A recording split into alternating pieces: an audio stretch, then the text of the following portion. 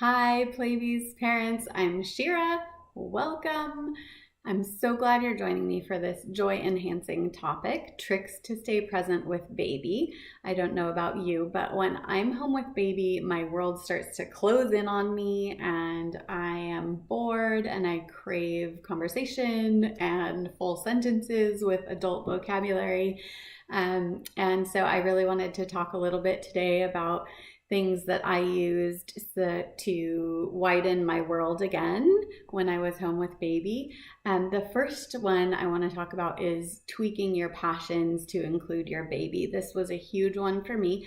I'm a dancer, and even though my background was technical dance and social dancing with partners, which happened late at night, and I knew I couldn't bring my baby, I did find a way to tweak my passion so that I was still dancing, even if it was just dancing around the living room with some music, whether I was dancing full-heartedly and my baby was watching me, which they loved, or I was holding my baby and dancing around. And baby wearing dance classes are available in a lot of places now. So there's always a way. I know, if you're a skydiver, you're probably thinking, I'm not going to be able to bring my baby with me. But if you're creative, you can find a way to bring your passions to your baby and be able to live those even while you have a tiny one with you. Number two is to get out of the house. I don't know about you, but a change of scenery always helped me. And there are a lot of places that you wouldn't necessarily think of. There's sort of the old standbys like the museums and the public library, parks, ocean or lake or river nearby is always lovely. The sound of water, the feel of water is usually really soothing to baby, and it kind of just gets you out of the house. But I also want to talk about some things that you might not think about, like places where big kids hang out, like the skate park or the bicycle pump track. There'll be other parents there. You'll be out of the house, and your baby will love to watch the big kids do big kid things. Also, we have a tiny little airport by our house, a little municipal airport, and we used to love to go there and just watch airplanes take off and land. Public pools, also botanical gardens if it's nice outside. Aquariums, wetlands, and zoos are great.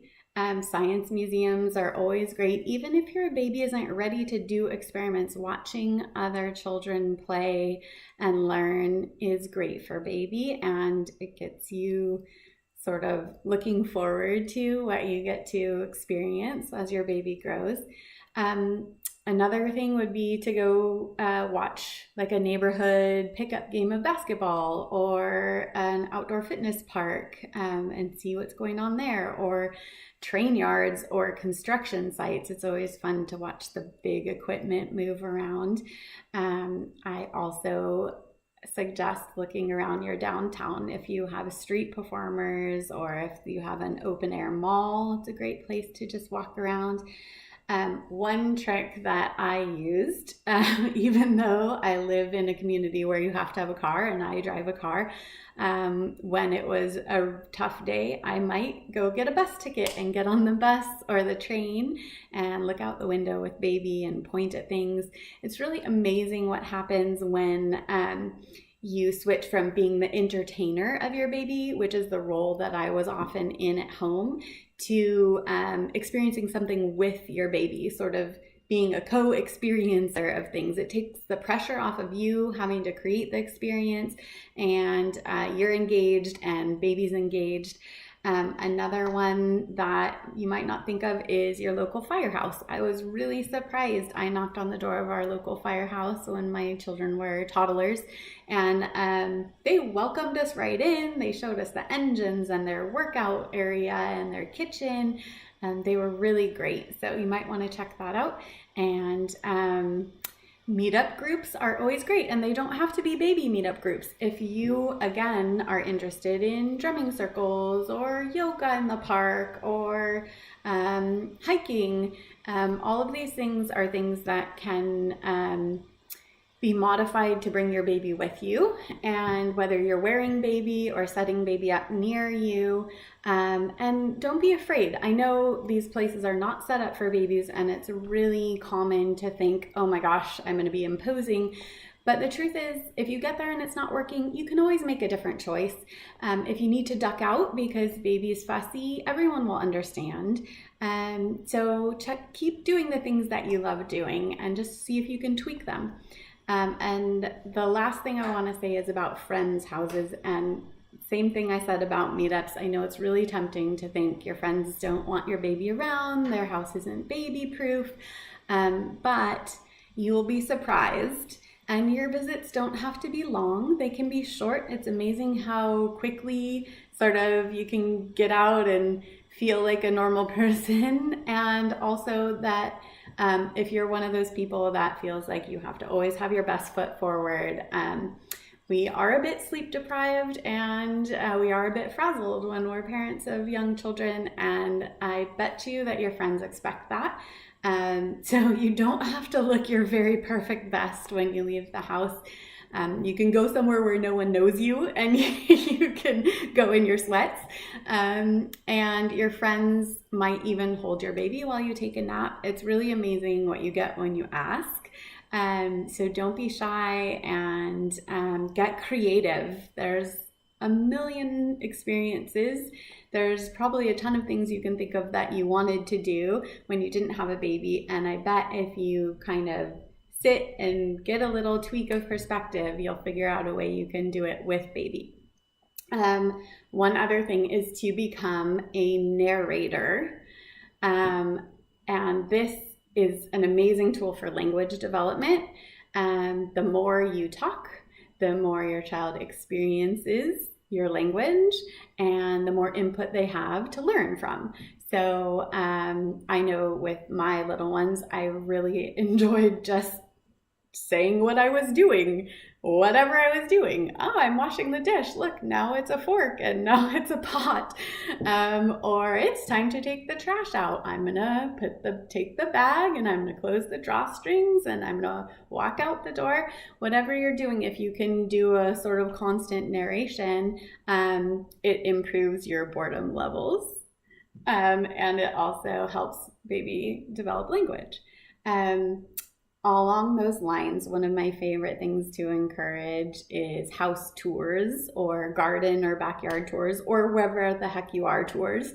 So I would take baby with me, and if I saw something that caught my eye, a flower, or even if it was just a really mundane thing, like, I don't know about you, but my child really did not want me, both of them actually really did not want me sitting down. Sitting down was not the right position for baby, so I needed to be standing up. So I'm just standing and rocking, which is not very fun for me. But if I'm walking around the house and introducing my baby to the house plants and the cat and the window and the dresser and all the little doodads or my jewelry box or whatever, it kind of takes it from being I have to stand with my baby to being an activity where you're naming things and maybe you're even straightening a little bit. So house tours are super great. Think of all your senses. So maybe there's something they're hearing, or of course they're babies, they're going to be putting things in their mouth, or smells. If you have flowers and you walk your baby over and talk to them about the shape and the color and the smell. So house tours. And then the last one I have for you today is sing. And trust me, baby does not care if you can't sing well. Singing and hearing your voice, your baby is going to love it no matter what. What I did was I found songs that weren't necessarily children's songs, but that I enjoyed that were appropriate for a baby, and just sort of Googled the lyrics, and I got to use my brain learning a new song. I practiced the words, and I really like to sit in bed or on the couch and put baby on my knees so that we were really looking face to face at each other, which was beautiful bonding time. And meanwhile, I was challenging myself to learn a new song that I was actually interested in. So that's my list for today. Lots of tricks to stay present with baby. Don't forget to check the email for references and links. We're always going to try to give you some research or evidence from scholarly sources or textbooks or one of our experts that talk a little bit about why you would want to do these things or what the science behind these suggestions are. And remember, all of these are suggestions. We're not giving advice. We're not telling you how to parent. This is your joy, your experience with baby, and you get to define it. You're good enough, you're smart enough, and your baby loves you. So thanks so much for joining me, and I will see you in 2 weeks in your inbox.